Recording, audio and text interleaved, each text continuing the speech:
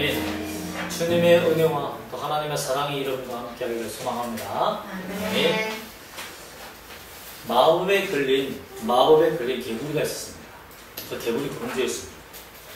여러분 잘 알죠? 마법에 걸린 개구리 공주는 어떻게 하면 공주가 되죠? 인간이 되죠? 개구리 입에다가 뽀뽀를 하면 인간이 됩니다. 근데 그 개구리를 지나가던 할아버지가 발견했어요. 와! 그래서 그 개구리가 발견되는 순간 공주가 너무 기뻐했죠. 이제 할아버지가 나에게 뽀뽀하면 내가 공주가 되겠지. 그래서 개구리 공주가 힌트를 막 줬어요. 뽀뽀하면 제가 공주인데요. 정말 아름다워요. 당신의 영원한 아내가 되어줄게 하면서 속삭였어요. 그 얘기를 쫙 듣던 할아버지가 갑자기 주머니에 쏙 넣고는 가버립니다. 개구리가 당황했어요. 아니 내가 당신의 아내가 되어준다는데 왜 뽀뽀하지 않지? 하니까 할아버지가 물어봤어요. 왜 뽀뽀하지 않냐고 하니까 내가 한평생 살아보니까 왼수 같은 마누라는 한 명으로 됐고 말 걸어주는 개구리가 좋아. 그렇게 길을 두고두고 갔다고 합니다. 여러분 말 걸어주는 사람, 그 사람이 자기 마음을 이해하는 사람이죠. 참 아름다운 동행이란 자기 마음을 이해해주는 사람과 함께 가는 것이다. 오늘 말씀을 통해서 우리 마음의 동행자가 되어주시는 그 예수님을 만나고 무엇이 정말 성경적인 참 동행인지, 아름다운 동행인지를 발견하는 여러분 되시기를 주님의 축복합니다. 아멘. 오늘 보면 사울왕이 하나님께 버림받고 하나님이 부리시던 하나님의 권세 아래에 있는 악한 영이 사울을 지배하는 사건이 나타납니다. 그때 그 사울왕이 다윗의 수금을 통해서 수금의 소리를 듣고 치료받았다는 성경 말씀이 나옵니다. 과연 수금을 통해서 사울이 병이 나았을까요? 그것을 말해주기 위해서 다윗이 수금을 잘 탄다는 것을 성경이 기록하고 있을까요? 신하들도 보면 15절과 16절에 보면 신하들이 왕이 하나님으로부터 부르시는 영이 들어와서 번뇌하니까, 이 번뇌라는 말은 뭐냐면 생각이 끊임없이 생긴다는 거예요. 제가 정신과에 다니는 친구를, 그 제자를 제가 상담할 때 그 친구가 생각이 멈추지 않아서 힘들다는 것을 제가 들었습니다. 질문이 계속 생기는 거예요. 그 질문이 답이 생기지 않으니까 속이 답답해지고 정신이 나가버려요. 그렇게 머리가 아픈 아이가 있었어요. 그것을 번뇌라고 하는 거죠. 정신적으로 큰 우울증이 생기고 심각한 해리장, 정신적인 분열증까지 온 거예요, 사울왕. 그것을 본 신하들이 음악 치료를 잘, 왕이시여, 수금을 타는 사람을 잘 이렇게 보면 다윗, 수금을 타는 사람을 초대해서 하면 얼마나 좋겠습니까? 라고 수소문해서 누굴 데려오냐면 다윗이라는 사람을 데리고 옵니다. 여러분 다윗이 정말 음악적인 수금을 너무나 잘 탔기 때문에 사울왕이 치료됐다고 보십니까? 때로는 음악적인 치료, 놀이치료가 필요하죠. 또 여러분 진정한 가수들이 노래 부르는 거 보면 그 가수들이 막 임재 보면 막 나면 사람들 눈물 펑펑 흘리잖아요. 유명한 가수들, 진정한 가수들, 영혼을 울리는 가수들이 연주하듯이 노래를 부르듯이 수금을 잘 탔기 때문에 사울에게서 악령이 떠나갔을까요? 18절 말씀 보면 어떤 한 소년이 대답하기를 그 이새의 아들을 본즉 수금을 탈 줄 알고 용기와 무용과 구별이 있는 준수한 사람, 즉 그가 다윗이 그러면 말을 잘하고 상담을 잘했기 때문에 사울이 와, 말 잘하는 정말 말을 걸어주는 사람 때문에 심리적인 치유를 받아서 악령이 떠나갔을까요? 그렇지 않겠죠. 성경 과연 무엇 때문에 사울왕이 그 악한 영에서 떠나가느냐, 또 왜 하나님은 그 사울에게 하필 수많은 심리치료사가 있고 수많은 방법이 있는데 사람들이 있는데 왜 하필 다윗을 사울왕에게 보냈을까? 만나게 했을까? 그 이유가 무엇일까 하는 것입니다. 먼저 사울왕을 치료하는 과정을부터 우리가 한번 살펴볼까요? 15절과 16절 말씀을 다시 한번 살펴보면 사울의 신하들이 사울왕에게 이르되 보소서 하나님께서 부리시는 악령이 왕을 번뇌하게 하옵니다. 신하들이 누가 사울왕을 괴롭힌다라고 판단했습니까? 분명히 알고 있었습니까? 악령이죠, 악령. 어떤 심리적인 변화나 어떤 정신적인 질환으로 생긴 것이 아니라 하나님이 그를 버려서 악한 영이 그를 공격하여 그가 번뇌케 되었다는 것을 분명히 보았죠. 분명히 알았죠. 그러면 누구한테 가야 됩니까? 음악 치료를 해야 됩니까? 아니죠. 사무엘 있잖아요, 사무엘. 사무엘에게 가서 치료를 의탁해야 되잖아요. 또 하나님께 예배를 드리든지 해야 될 거 아니에요. 그런데 이 간신들이 사무엘과 사울왕의 사이가 좋지 않다는 것을 알고 그에게 예배를 부탁하여서 사무엘이 거절할 것이 분명하고 사울을 보기 싫어하는 것은 분명하니까 사무엘 관계가 안 좋으니까 거기에서 불똥이 누구한테 튑니까? 자기들 신하한테 튈까봐 하나님의 방법, 하나님의 사람에게 가서 만나기를 거절하고 심리치료를 받도록, 음악치료를 받도록 겁니다. 그런 세상적인 방법에 사울왕도 흔들립니다. 16절 말씀 보면, 16절과 17절 말씀 보면 악령이 왕에게 이를 때의 하반절에 보면 그가 손으로 타면 왕이 나으시려 하는지라 라고 신하들이 말하니까 17절에 사울이 말하기를 신하들에게 이르되 나를 위하여 잘 타는 사람을 구하여 내게로 오라. 성경의 내러티브상 의미상 사울도 신하들의 그 방법을 허락하는 거죠. 사무엘과 부딪히기 싫다는 거죠. 그래서 음악적인 치료를 받아서 하면 좋겠다. 근데 여기서 강조되는 단어가 뭡니까? 나를 위하여. 나를. 신하들도 자기를 위하여 왕에게 충원을 가능하지 않고 음악 치료라는 잘못된 방법을 가능하는 신하들을 위한 자신들을 위한 이기적인 마음으로 하나님께 나아가지 않는 방법을 선택했는데 사울왕도 나를 위하여 하나님의 영광을 구하는 것이 아니라 자기 자신을 위해서 나의 마음을 기쁘게 해줄 사람을 수금을 잘 타는 사람을 요청합니다. 이러한 인간적인 방법이 풍성한 정말 팽배한 이 시기에 하나님께서 사울왕에게 다윗을 인도하는 기가 막힌 방법을 하나님께서 주십니다. 다윗이 어떻게 사울왕에게 갔느냐? 그것은 18절 말씀에 소년 중 한 사람, 우리 한글에서는 소년이지만 원어에서는 시종드는 젊은 아이입니다. 사울에게 시종드는 한 사람이 대답하여 이르되 내가 베들레헴 사람 이새의 아들을 본즉 지금까지 보아왔다라고 설명하고 있어요. 그러니까 놀라운 것은 뭡니까? 사울에게 우연히 시종한 사람이 소년 하나가 종으로서 사울왕을 섬기고 있었는데 그 아플 때에 곁에서 섬기는 소년이 베들레헴에 사는 이새의 아들 다윗을 너무나 잘 알고 있었다는 겁니다. 근데 놀라운 건 뭔지 보세요. 그가 말하는 것을 보세요. 이새의 아들 본즉 수금을 탈 줄 알고 용기와 무용이라 됐지만 지혜라고 원어되어 있습니다. 구변이 뛰어난 사람이다. 그리고 구변이 있는 준수한 자다. 잘생긴 사람이다. 용기는 전쟁의 남자다라고 되어 있습니다.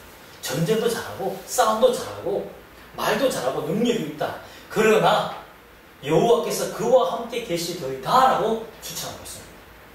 즉 여호와께서 부리시는 악령에 대해서 신하들이나 사울은 세상의 음악 치료가 나를 치료해 줄 것이라고 판단하고 간구했지만 하나님께서는 이 소년을 통해서 무엇을 보여주십니까? 하나님이 함께 있는 자가 치료의 방편이라는 것을 그 소년을 통해서 말해주셨다는 것입니다. 사울에 대한 회개를 촉구하는 방면에 하나님께서 다윗이다. 하나님과 함께하는 사람을 사울에게 보내어서 치료하고자 하는 목적이 있었다는 것이죠. 소년과 신하와 사울의 관점의 차이가 분명하죠. 무엇입니까? 신하와 사울은 자기를 위한 음악, 자기를 위해서 노래를 불러주는 사람, 음악을 들려주는 사람을 보냈다는 거죠. 근데 소년은 왕이시여, 당신이 하나님이 부르시는 악령에 의하여서 병이 들었다면 하나님께 치료받아야 되지 않겠습니까? 그러므로 하나님의 사람을 만나야 됩니다. 그래서 내가 잘 알고 있는 하나님의 사람을 소개하오니 이 사람을 쓰십시오라고 합니다. 여러분, 그렇습니다. 우리는 세상의 심리 방법, 치료 방법 써서 우리 마음을 치료하는 것도 필요합니다. 그러나 더 중요한 것은 기도하면서, 말씀을 접하면서, 예배하면서 하나님이 내 마음에 오셔서 나를 치료해 주기를 갈급하는 심령이 되어야 할 줄 믿습니다. 아멘. 그리고 또한 우리가 살펴봐야 할 것은 하나님이 사울에게 이러한 고통을 주신 이유가 무엇인가라는 것입니다. 그것은 다윗이 왕이 되도록 기름을 부음받았다는 거죠.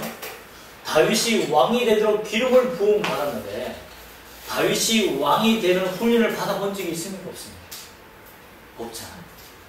그래서 다윗이 사울왕 곁에서 왕이 어떻게 되는지, 왕이 무엇을 해야 되는지 왕의 교육을 받기 위해서 하나님이 인도하십니다. 그 첫 번째 인도하는 과정이 뭐냐면 참 신기하게 하나님께서 이런 말씀을 주십니다. 21절 말씀 먼저 보겠습니다. 다윗이 사울에게 이르러, 다윗이 사울에게 옵니다. 그 앞에 오게 된 계기는 나중에 또 설명해 드릴게요. 그 앞에 모셨음에 사울이 그를 크게 사랑하여 자기의 무기 드는 자로 삼고 오라고 됐습니다. 여기 구절마다 우리가 잘 살펴보는 말씀이 뭐냐면 그 앞에 모셔서서 사울이 그를 섬에 사울이 그를 크게 사랑하여라고 되어 있습니다. 여러분, 사울 왕이 다윗을 보자마자 첫사랑처럼 빠져들겠습니까? 아니죠. 사울은 인간적인 사람이에요. 인간에게 중독된 사람입니다. 인간의 사랑을 갈급하는 사람이었습니다. 그동안 살펴보면. 그렇기 때문에 자기에게 잘해주는 사람, 청중이 자기를 사랑해주게 만드는 사람을 좋아하겠죠. 그런데 보면 여기에 구절에 보면 그 앞에 모셨음에, 이 말은 뭐냐면 사울과 청중 사이에 다윗이 서서 사울이 청중 앞에 서게 했다는 것을 의미합니다. 두 가지 의미가 있는데, 하나는 다윗이 그냥 사울 왕의 시종이 되었습니다 라는 구절과, 또 하나의 주석가들은 어떻게 해석하냐면 다윗이 많은 사람들을 다윗을 통해서 사울 왕을 바라보도록 만들었다. 즉 사람들의 인기를 사울 왕에게 돌리는 그런 중간 매개 역할을 다윗이 했다. 그랬으니까 크게 사랑할 수밖에 없었다라는 것입니다. 그게 내러티브상, 문맥상 맞다고 봅니다. 이렇게 하나님이 다윗이 사람의 인정을 사울 쪽으로 돌리는 이 놀라운 은혜를 베품으로 말미암아서 사울이 사울이 크게 사랑하고 무기 드는 자로 삼을 만큼 신뢰합니다. 무기 드는 자는 어떤 사람이냐면, 사실상 31장 4절을 보면, 나중에 보면 사울왕이 죽는 일이 생깁니다. 블레셋에 이제 점령당의 마지막 전쟁 때 죽게 되는데요. 그때 무기 드는 자에게 자기를 죽여달라고 부탁합니다. 그만큼 무기 드는 자는 왕을 죽일 수 있는 권세까지 가진 굉장히 촉망받는 장수입니다. 신하가 되는 거죠. 이만큼 다윗을 사랑하게 만든 이유가 뭐다? 왕이 가진 모든 것을 그에게 전수해 주려는 누구의 의도가 있었다? 하나님의 의도가 있었다는 겁니다. 그렇기 때문에 다윗이 행정과 통치에 대해서 전문가가 될 수 있었다는 거예요. 그냥 왕이 되지 않죠. 또한 하나님께서 다윗에게 또 왜 사울에게 붙이셨느냐, 그 말씀은 22절 말씀 보면 나타날 수 있는데, 사울이 이새에게 사람을 보내었다 그랬죠. 그런데 잘 보세요. 20절 말씀에 다시 돌아가 보면 이새가 뜻과 한 가죽 부대의 포도주와 염소 새끼를 나귀에 실리고 그의 아들 다윗을 시켜 사울에게 보내니 라고 됐습니다.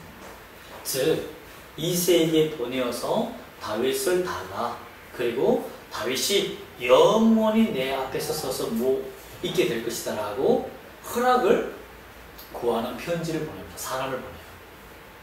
그때 이새가 뭘 준비하는지 보세요. 20절 말씀에 또 한 가죽 부대의 포도주 염소 새끼를 어디에 실려서 나귀에 실리고 그의 아들 다윗을 시켜 사울에게 보냅니다. 여러분, 여기서 그의 아들이라고 표현했습니다. 이새가. 이것은 뭘 얘기하냐면 왕으로 기름을 부음받은 다윗이었지만 7명의 아들 형제들에게 인정받지 못한 사람이었죠. 아버지도 아들 다윗을 인정했나요? 인정하지 않았습니다. 집에서 왕따와 같은 존재였다는 거죠. 그래서 하나님은 그 다윗이 얼마나 존귀한 자이며 얼마나 존귀한 자가 될 것임을 보여주기 위해서 하나님이 이새의 집에 왕의 사신을 보내어서 이 사람이 왕을 치루할 사람이라고 데려오게 만듭니다. 그래서 계속 무시당했던 아들이 아버지 이새를 통해서 존경받는 극진한 대접을 받고 왕에게 우리 집안을 잘 봐달라는 입신양면의 도구로 그 아들을 보낼 만큼 소중한 존재를 여기게 되었다는 것입니다. 버림받은 자, 왕따당한 자, 집안에서 무시당하는 자가 하나님의 선택과 하나님의 인도하심을 받으며 하나님이 그와 함께 계신 하나님과 아름다운 동행을 하는 자이니까 하나님이 존귀하게 높이셨다. 절망에서 높이시는 하나님, 그 하나님이 바로 여러분의 하나님이 되십니다. 아멘. 여러분, 그렇게 하나님은 다윗을 사랑하여서 인도하십니다. 또한 하나님이 다윗에게 깨닫게 하는 부분이 뭐냐면 이제 다윗이 다윗이 사울을 치료하게 되죠. 23절 말씀 보면 하나님께서 부르시는 악령이 사울에게 이를 때에 다윗이 수금을 들고 와서 손으로 탄즉 사울이 상쾌하여 낫고 악령이 귀에서 떠나가라고 되어 있습니다. 얼핏 보면 악령이 임할 때 수금을 켰기 때문에 그의 수금이 치료했다는 것을 볼 수 있지만 그렇지 않습니다. 그 수금은 다윗이 언제 사용했던 것입니까? 그가 무시당하고 절망할 때 풀밭에서 앉아서 하나님을 찬양할 때 썼던 악기, 시를 씁니다. 즉 여호와를 예배할 때 썼던 도구라는 거죠. 하나님을 예배한 것입니다.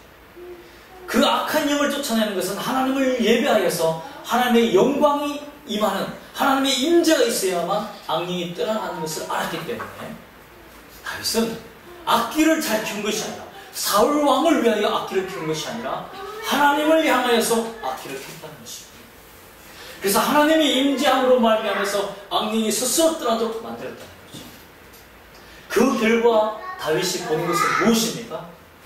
하나님이 버린 자도 사랑합니다.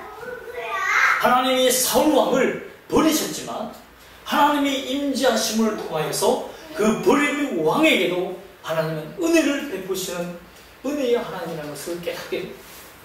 그래서 다윗이 사울 왕을 2번이나 죽일 수 있는 기회가 있었지만 하나님이 기름 부은 자에게는 손을 대지 말아라고 명령한 것은 하나님이 버린 사울에게도 은혜를 베푸시는 것을 보았기 때문에 여러분, 죄를 범하며 지도자가 죄를 범하고 어떤 성도가 죄를 범하며 악한 길을 가고 있다 한다 할지라도 하나님이 그 사람에게 은혜를 비추는 것을 멈추지 않는다는 것을 믿어야 합니다. 그렇기 때문에 그 사람 욕하면 안 됩니다. 그래서 함부로 하나님의 사람들을, 하나님 예수 믿는 사람들을 저주하고 목사만 저주하면 안 된다 이 말이 아니라 하나님을 신실하게 믿는 사람, 하나님이 함께하고 있는 사람, 또한 비록 그들이 타락했더라도 우리가 하나님의 심판대에 앉아서 그들을 정죄하거나 그들을 손을 대면하지 않는 것은, 안 되는 것은 하나님의 은혜가 그 사람에게 있기 때문에 다윗은 그래서 그걸 보았기 때문에 손을 대지 않습니다. 그 마음을 주시기 위해서 준비시킨 것입니다. 그러나 더 중요한 목적이 있습니다. 그게 뭔지 아십니까? 나중에 사울 왕 때문에 피신하여서 그가 블레셋 왕 아기스를 만납니다. 그때 그가 미친 연기를 하잖아요. 침을 흘리면서 막 미친 연기를 하는데 너무 완벽한 연기를 하는 거예요. 완전히 상을 받을 만큼 너무 완벽한 일이 다 속아 넘어갑니다. 누구의 정상을 따라하는 거죠? 사울 왕의 미친 정상을 그대로 따라 옆에서 그 온몸으로 학습이 된 거죠. 어떻게 하면 미친 자 사람의 모습이 드러난다는 것을 다 보게 돼요. 그래서 완벽하게 할 수 있을 때문에. 여러분, 하나님께서는 다윗이 왕이 되기 위해서, 왕의 교육을 위해서 그 옆에 두셨지만, 또한 다윗이 나중에 왕이 되는 과정 속에서 그 생명이 위태로운 그 위기 순간이 오기 때문에 위기를 피하는 방법을 하나님께서 미리 주시기 위해서 그런 처절한 어려운 환경 속에 두셨다는 것입니다. 여러분, 우연은 없습니다. 절대 하나님의 교육 방법에 우연이란 없다는 것입니다. 사람을 만나는 것, 소년을 만나는 것 우연입니까? 아닙니다. 사울왕을 섬기게 되면서 그 밑에서 학대당하는 것 우연 아닙니다. 다윗이 사울왕 밑에서 앞으로 얼마나 학대당하는 일이 생깁니까? 절대 하나님의 우연이 아닙니다.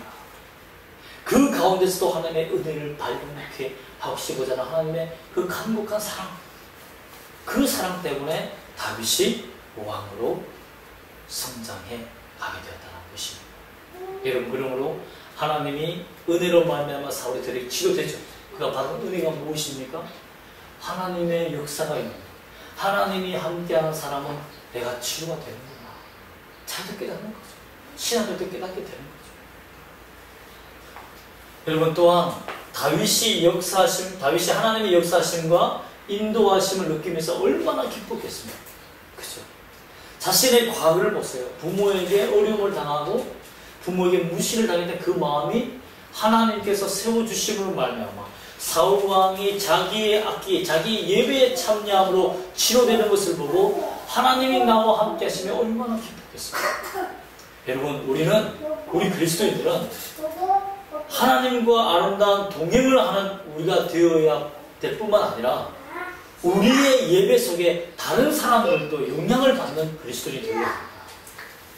내가 하나님께 예배하고 내가 하나님을 믿으며 나아가는 것 때문에 주위에 안 믿는 사람들이 영향을 받아서 하나님의 능력을 발견하는, 경험하는 그런 이름이 되기를 다시 한번 축복합니다. 아멘. 그러므로 여러분, 아름다운 동행이란 하나님과 함께하는 것입니다. 하나님을 예배하는 자가 되는 것입니다. 동행이라는 말을 국어사전에 찾아보면 함께 오고 가는 것이라고 되어 있지만 또 다른 의미로서는 신앙이나 훈련을 함께 받다라고 되어 있습니다. 하나님과 동행하는 건 무엇을 보면 하나님이 우리의 신앙 훈련에 동참해 주신다. 우리의 신앙을 성숙시키는 일에 동참하시는 하나님. 즉 참 아름다운 동행이란 하나님이 이끌어 가시는 은혜의 길이다라는 것입니다. 그런데 참 재밌는 표현이 뭐냐면, 재밌는 것은 뭐냐면 동행이 아닌 것 해서 예화가 하나 될 수 있잖아요. 친구 두 사람이 갑니다. 동행이 아닌 겁니다. 친구 두 사람이 가는데 친구 두 사람이 길을 가다가 금도끼를 앞에서 발견했어요. 한 친구가. 그래서 금도끼를 이렇게 주웠어요. 딱 주우니까 옆에 있는 주지 못한 한 친구 이렇게 말합니다. 와, 우리가 정말 좋은 금도끼를 발견했네? 라고 하니까 금도끼를 든 친구가 하는 말이 우리라니. 내가 금도끼를 주었지. 라고 이렇게 강조합니다. 그래서 이 친구는 아무 말도 못하고 그냥 벙어리에서 지나가고 그러는데 뒤에서 갑자기 이 도둑놈들아! 이 도둑놈아! 하고 소리칩니다. 그러니까 금도끼를 든 친구가 우리 보고 도둑놈이라고 하네? 아니, 우리를 뭘로 보고 가는 거야? 그러니까 그 친구가 뭐라고 했겠습니까? 우리라니. 자네가 도둑놈이네. 라고 했다는 겁니다.